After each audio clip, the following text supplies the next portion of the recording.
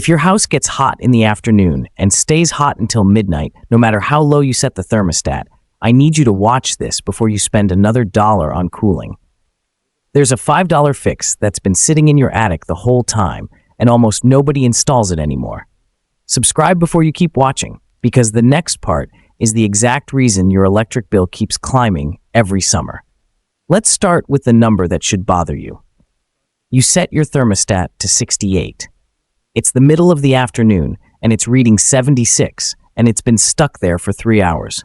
You didn't do anything wrong, and your unit isn't failing.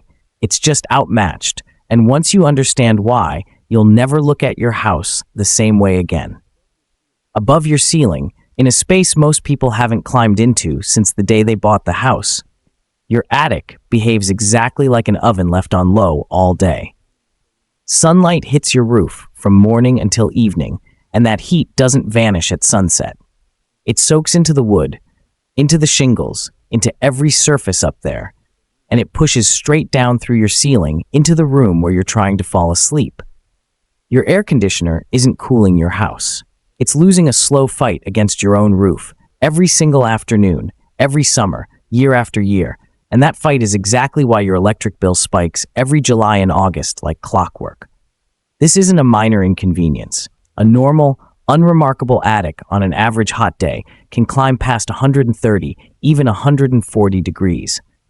That heat doesn't sit quietly up there contained behind your insulation. It radiates downward continuously, all day and well into the night, pushing through your insulation and into your living space, regardless of how high you've got that insulation rated. Your AC unit has to fight against that radiant heat constantly, which is exactly why the upstairs bedroom never quite cools down, no matter how long you let it run. And exactly why some rooms in your own house are noticeably hotter than others for no reason you've ever been able to explain. Think about that for a second, because most people never do the math on it. Your insulation is rated for resisting heat that moves through it slowly, by conduction, the way cold seeps through a wall in winter. Radiant heat doesn't play by those rules. It travels through open space the way light does, and a huge amount of it strikes your insulation directly from above and gets absorbed before it even has a chance to do the job it was installed to do. That's the part nobody explains to you when you're standing in the insulation aisle being sold on R-value alone. This used to be a solved problem. Homes built before the 1960s were constructed in a way that let this heat escape on its own, no electricity required. At some point that changed.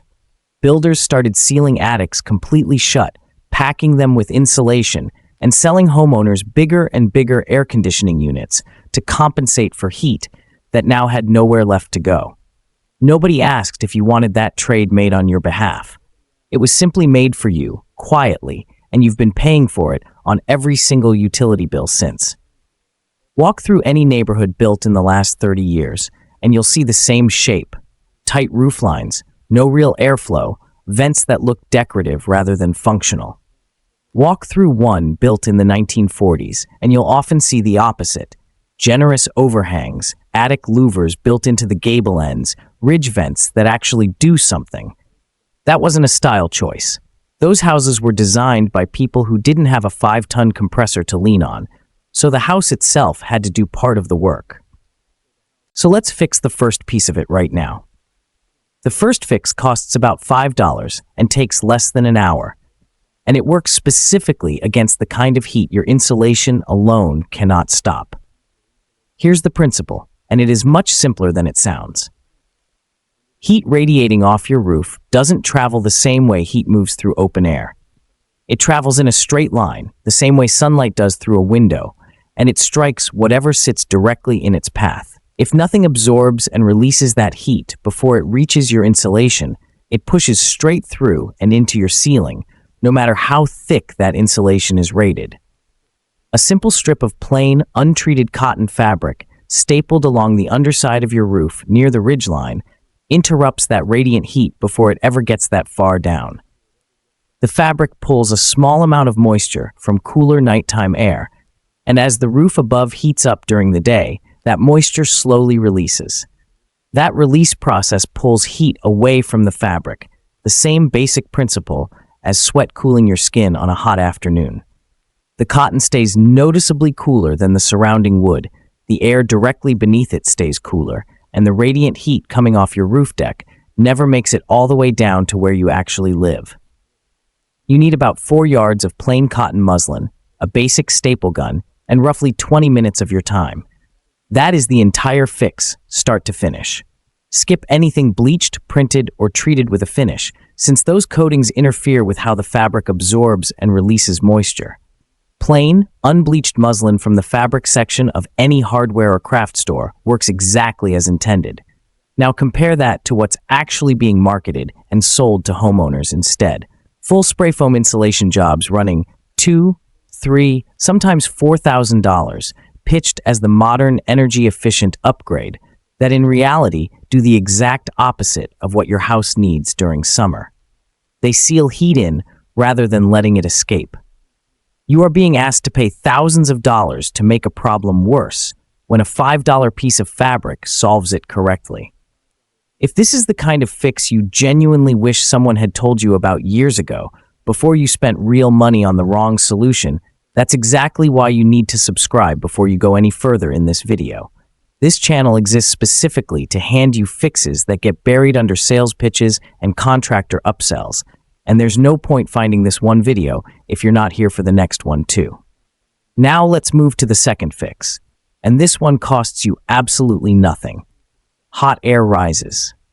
That's not a theory or an opinion, that's simple physics, and it's working in your house right now, whether you're using it to your advantage or not.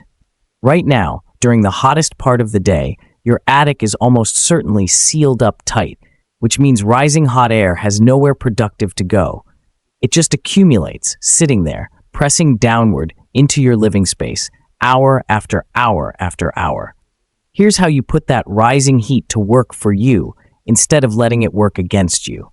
Once the sun goes down, and the outside temperature drops below your indoor temperature, usually somewhere around 9 or 10 at night during summer, open 2 or 3 windows on the lowest level of your home, specifically on whichever side has been sitting in shade for the last few hours. At the same time, make sure your attic vents are actually open, clear, and functional, not painted shut or clogged solid with decades of accumulated dust, which is true in far more homes across this country than most people would ever guess. Once you do that, the hot air trapped near your roofline rises naturally and escapes outward through those attic vents. As it leaves, it pulls cooler nighttime air in behind it through the low windows you just opened. That pull creates a slow, steady current that moves through your entire house overnight, physically carrying the heat your walls and floors absorbed all day long right back out with it before morning. By the time you wake up, your house is starting from a genuinely cooler baseline, and your air conditioner isn't beginning the new day already several hours behind from yesterday's leftover heat. This works even better if you give the air a clear path to travel. Leave interior doors open along the route between your low windows and the stairwell leading up toward the attic access. A house with every bedroom door shut overnight blocks that current before it ever gets moving, and you lose most of the benefit without knowing why.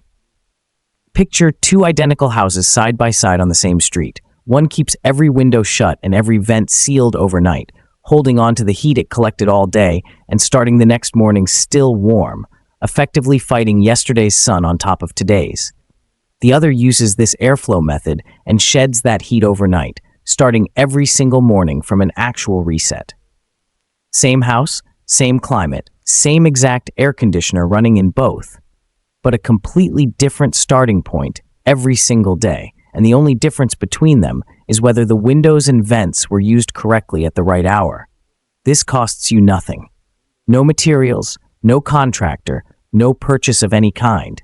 Just timing and the willingness to actually use parts of your house that have been sitting there unused the entire time you've lived in it. If you've made it this far and you've already got 2 fixes in your head that most homeowners across this country will never hear about in their lifetime, that's reason enough to subscribe right now before the next part starts.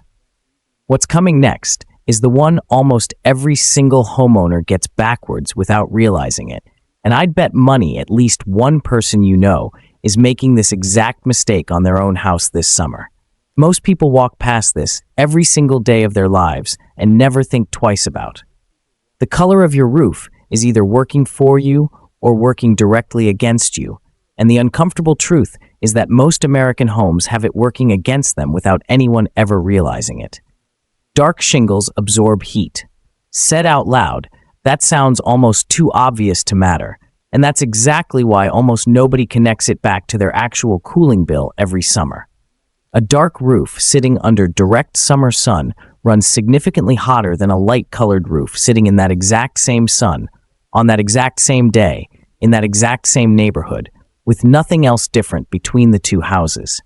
That extra heat doesn't stop politely at the shingle surface.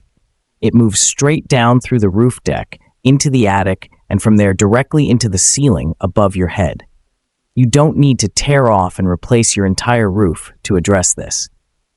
There are reflective roof coatings available that you can apply yourself for a fraction of the cost of a full re-roofing job, and they're built specifically to bounce summer heat back off your house instead of letting your roof soak it in like a sponge.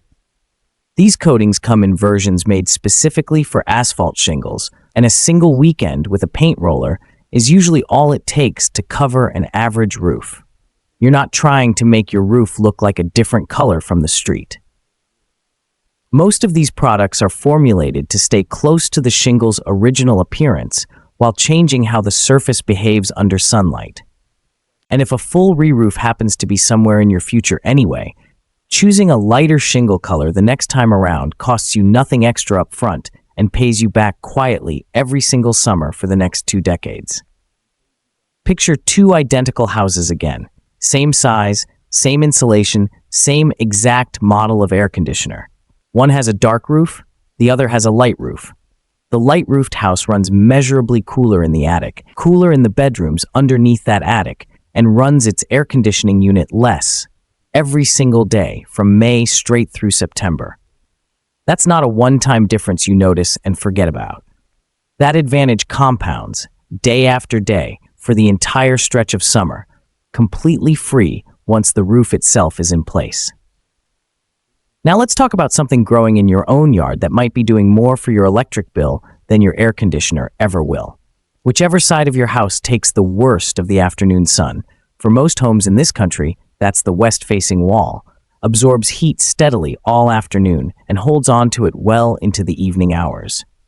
A wall sitting in direct, completely unshaded sun runs dramatically hotter to the touch than a wall on the very same house sitting in shade just a few feet away. Same hour, same sunlight, same structure. That stored heat radiates inward into your living space exactly the same way the heat from your roof does. The fix here has been used for centuries, and somehow it got forgotten right alongside everything else we've already covered today. A fast-growing shade tree planted on your west or southwest side blocks that direct afternoon sun before it ever has the chance to strike your wall in the first place. If you don't have years to wait around for a tree to mature into something useful, a simple trellis paired with a fast-growing climbing vine, or even shade cloth stretched along that exposed wall during the hottest months of the year accomplishes nearly the same thing almost immediately.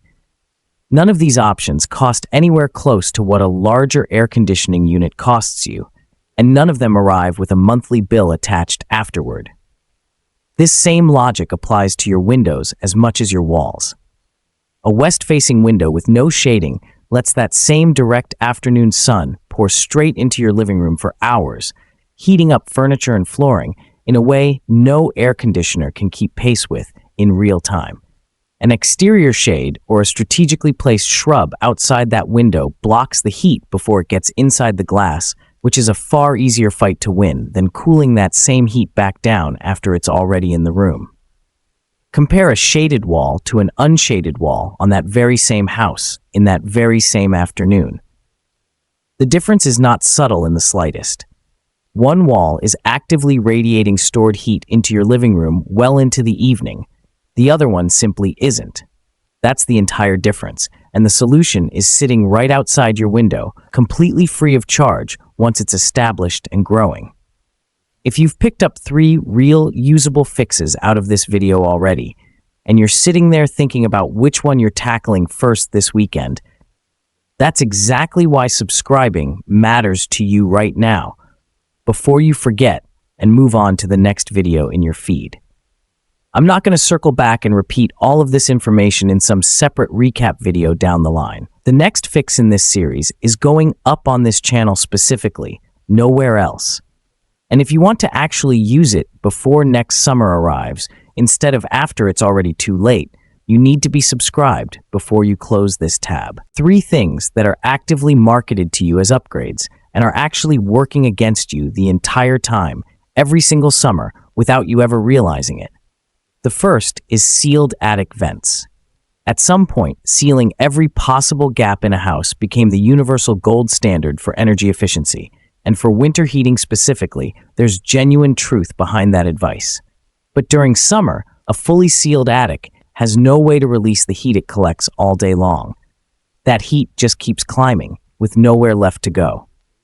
If your gable vents have been painted shut, clogged solid with decades of debris, or sealed over by a well-meaning contractor years ago, you have effectively built a heat trap directly above the room where you sleep every night. The second is spray foam applied against the underside of your roof deck. It's marketed to you as the modern, premium upgrade, and it absolutely does stop air movement completely. That part of the sales pitch is true. But stopping air movement in your attic during summer also stops the one natural process your house actually needs in order to cool itself back down overnight. You've paid good money, often thousands of dollars, to make your own heat problem permanent rather than solving it. The third is caulking every gap in your entire house without exception or consideration of where that gap actually is. For your exterior walls and windows, that instinct is genuinely smart and saves you real money. But for the natural airflow points your attic and roofline were originally designed around, sealing those shut removes the exact mechanism your house relies on to breathe out the heat it absorbed during the day before the next day's heat arrives on top of it. There's a common thread tying all 3 together that's worth saying out loud. Each one makes total sense in isolation, and each one is genuinely good advice in the wrong season. Sealing gaps helps you in January and hurts you in July. The trick isn't abandoning the advice, it's knowing which parts of your house are supposed to stay sealed all year and which were built to open up once summer arrives. Notice the pattern running through all 3 of these. Each one is marketed and sold to you as a genuine upgrade. Each one actively backfires the moment real summer heat arrives. And in every single case, the actual fix isn't some expensive replacement or specialized contractor visit. It's simply undoing what was already done to your house. Clear the vents out completely. Skip the spray foam, specifically on the roof deck. Leave your attic's natural airflow points alone and let them do the job they were originally built to do. Every time this subject comes up, 3 specific questions come back to me the exact same way, every single time. So let's handle all 3 directly, right now, with no hedging. First, won't opening up your attic cause mold and moisture problems down the line? No, and this is backwards from how most people instinctively think about it. Trapped, stagnant air sitting still is what allows moisture to settle and mold to take hold. Moving air carries that same moisture straight out before it ever gets the chance to settle. You are not inviting a new problem into your home by letting your attic breathe properly. You are removing the exact condition mold requires to grow in the first place. Second, won't open vents simply let bugs and animals straight into your attic? Not if you handle it correctly, and handling it correctly is genuinely simple. An 1/8-inch aluminum mesh costing roughly $3 at any hardware store, stapled directly over your vent openings, keeps wasps, bats, and squirrels completely out while still allowing air to move freely through exactly as intended. This is a 5-minute fix, not some difficult trade-off. Third, and this is the one that generates the most pushback by far, will doing any of this void your roofing warranty or violate your local building code? It won't, and here's exactly why. Building code establishes a minimum required amount of attic ventilation, never a maximum ceiling, which means you are never under any circumstance, in violation by having more airflow than the minimum, only by having meaningfully less than it. And most manufacturer shingle warranties actually require adequate attic ventilation in order to remain valid in the first place. The very contractor who sealed your attic shut in the name of efficiency may have unknowingly put your own warranty at genuine risk, rather than protecting it the way you were told he was. There's one more question worth a straight answer. Does any of this replace having a working air conditioner? No, your air conditioner is still doing real work, and none of this is meant to talk you out of using it. What changes is how hard that unit has to work to get you to the same comfortable temperature. A house that isn't fighting its own roof and walls all day lets that same air conditioner cycle off sooner and use less power doing it, which is the entire difference between a summer electric bill you barely notice and one that makes you wince every time it shows up. I want to ask you something, and I want an honest answer from you down in the comments below. Has a contractor or a salesman ever told you specifically not to do something, and it later turned out that exact thing would have actually saved you real money? I read every single comment on this channel personally, and I would bet real money that you are not the only person this has happened to. Every degree of heat your attic traps and holds means your air conditioner runs longer than it should, which directly means your utility bill climbs higher than it needs to. A hotter attic also breaks down roofing shingles faster from underneath, which means you end up replacing your entire roof more frequently than you actually should have to. And every single one of the so-called upgrades we just walked through together, the sealed vents, the spray foam against the roof deck, the bigger air conditioning unit purchased to compensate for all of it, gets sold to you as the solution to a problem that those exact same solutions actually helped create in the first place. Nobody needs to be holding secret meetings behind closed doors for this pattern to keep repeating itself. It simply keeps happening because nobody ever tells you about the $5 alternative, and there is no commission whatsoever to be made on $5. So here's everything we've covered today, gathered into one list you can actually use this weekend instead of just thinking about. 1. Staple a strip of plain cotton fabric along your attic ridgeline to block radiant heat directly, roughly $5 and about 20 minutes of your time. 2. Clear out your gable vents completely and crack open low windows after sunset on whichever side of your house has been shaded, letting the entire day's trapped heat flush back out overnight, completely free of any cost. 3. If you happen to be due for a new roof sometime soon, go with a lighter color or apply a reflective coating to what you've already got right now. 4. Get something growing deliberately on whichever wall takes the absolute worst of your afternoon sun. All 4 of these fixes combined cost less than a single dinner out for 2 people, and most of them can realistically be completed within one single weekend without hiring a single contractor. None of this requires you to become a handyman overnight, and none of it requires waiting until next year. Pick whichever one of these 4 feels easiest to knock out first and start there.